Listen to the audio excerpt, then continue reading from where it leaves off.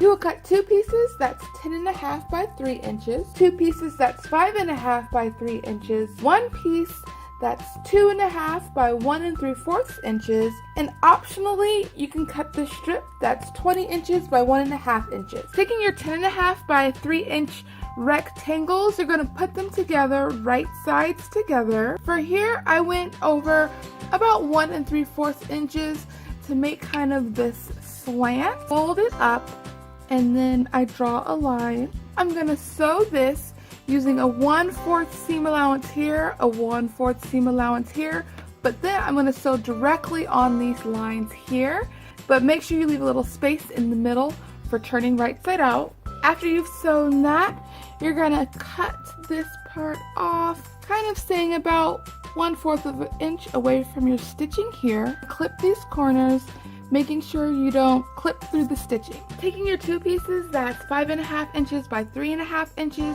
you're going to put them on top of each other with the right sides together, and then you're going to sew around all the sides using a 1/4 inch seam allowance, but make sure you leave a little space in the middle on one of the long sides to turn it right side out. Make sure you clip your corners. Your piece that's 2.5 inches by 1 3/4 inches, you're going to fold it in half, wrong sides together this time, and then you're going to sew 1/4 inch seam just along the long side. Trim this seam allowance down just a little bit. Bring the seam allowance kind of down to the middle, pushing it down like this. Fold it in half, and then I sew 1/4 of an inch along this edge right here. You're going to make a strap for your neck bow. You're going to use this strip that's 20 inches by 1.5 inches, and you're going to fold it in half lengthwise with the right sides together. Across this long edge, you're going to sew a 1/4 inch seam. Take each piece and turn it right side out. Now I'm going to go in and press these 2 pieces. I put a little mark with a pen down the middle so I can just keep track of where the center is. Fold it in half, and then I'll do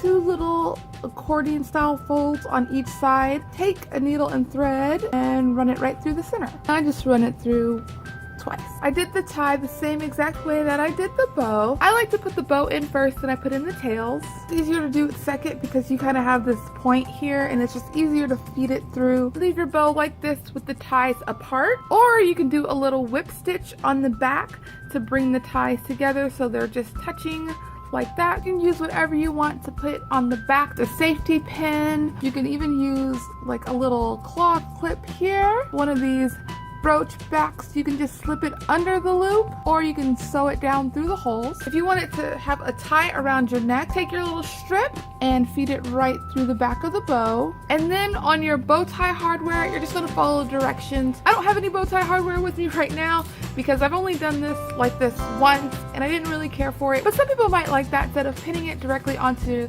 their blouse. You could probably also take a really long ribbon and string it through the back and then just tie it around your neck. Alright, thanks for watching. Till next time, bye!